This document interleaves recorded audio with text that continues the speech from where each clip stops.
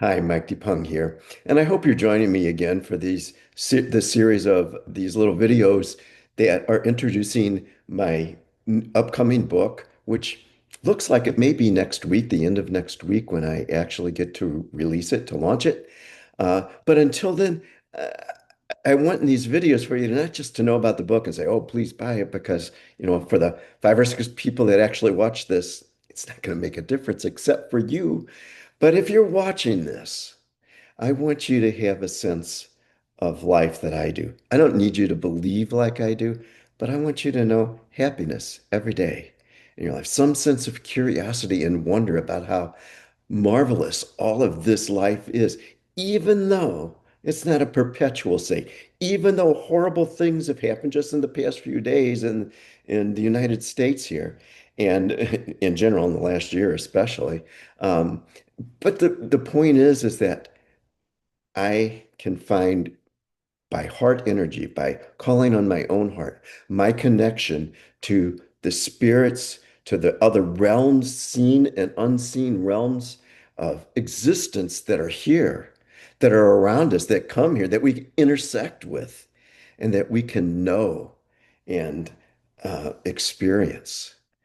And whether or not you believe that doesn't matter. What I hope for you is that you realize that you have your own heart to process life through, filter life through, to understand through, not ego. Because ego just is being exuded all around us. It's just proliferating. And I don't think that it's like a matter of good versus evil. I think it's a matter of personal, individual ego and heart. And are we going to choose heart for our life experience? And when that kind of conflict is going on within people, and I think it is, I think that the events of this world and what we're coming after the 90 years ago, World War II and the beginnings of that, um, after all of this time and going through what we thought was progress, what many of us thought were progress, the Civil Rights Act, the Voting Rights Act, going back to 1954, and the Topeka Board of Education decision by the Supreme Court. Just so many wonderful things that we thought were going to help us value one another. Because when you value yourself for who you are, an expression of spirit, a very real expression of divinity, then we can understand that the other is the same. Now, it doesn't mean that we don't live in ego and we don't make ego decisions that have consequences, but it's not evil versus good. It is a matter of this, how am I going to evaluate myself? That means that gives a clue as to how I will evaluate others and the way I will work through government, through society, through the work that I do, no matter what it is, whether it's writing poetry or writing or teaching or being a jeweler or a painter or whatever it is, that I don't do it in the expression of who I am, which at its core essence is love. And then I can relate to everybody else in that way. I can deal with problems in that way. I can deal with challenges and issues that come up. And I can vote for those who kind of hold to that way of viewing life and not ego ways of isolationism and oppression and hatred and the things that make for unease, unrest, that make for fear. You know, I want you to listen, if you would please stick with me for a couple more minutes. Listen to the end of the poem that I began yesterday. It was about the genocide of the trees, is the title of the poem. And it was about uh, St. Louis County coming in and wiping out about 20 trees here in my neighborhood because, well, I talked about it yesterday, so I'm not going through it. But they were cut down. Does that mean it was ended?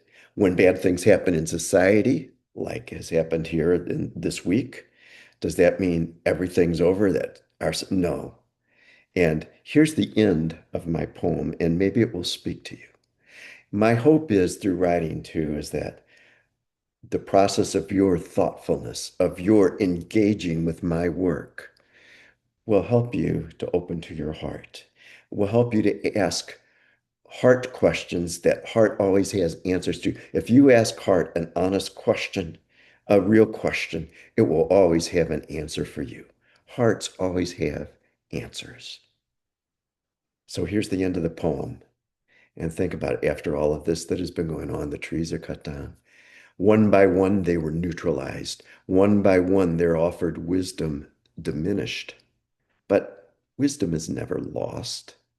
Wisdom continues, and those who were deaf to the wisdom, the cries, those who planned the genocide will never understand that shattered glass and badges are forced removals, are reservations of devastation, are legalized slavery, are wars justified by dull-witted nationalism, are ego-energized religion.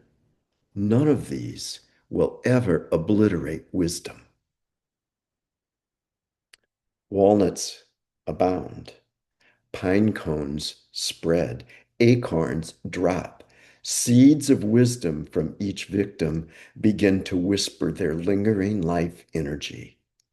Such trees sing sweet lamentations, for they, being felled, yet chant. Their offspring raise their chorus too, offerings of songs of hope, songs of wisdom, songs of Mother Earth love. Throughout the neighborhood, the piles of wood chips grow as the chainsaws growl, as the machines scream, but they cannot muffle the truth of the trees. Maybe I'll print a bit of that for this, or maybe I'll do it tomorrow. I don't know. But what I do know is there's hope. What I do know is that life isn't perfect, that things come up that look like they're bad and evil and horrible. And in some ways they are, emotionally to us at least. But we need to look to our hearts to find the value of anything that has occurred, to find the value that says, I am love. I want to look at life through the lens of love, through my heart. By the way, I'm ready because of uh, a line in here where I that I just read to you that says, "Seeds of wisdom from each victim begin to whisper their lingering life energy." Seeds of wisdom begin to whisper. The title of my book is going to be The Trees Whisper Wisdom. And there are many other expressions of trees in the volume that I've written here. It's 20 something pages long. I don't know for sure actually, but there is there are many expressions of the trees whispering their life energies of who they were, who they are, what they are. And I want to share that with you because I want you to know how to whisper your own wisdom and your own essence of love. So until next video, love and peace.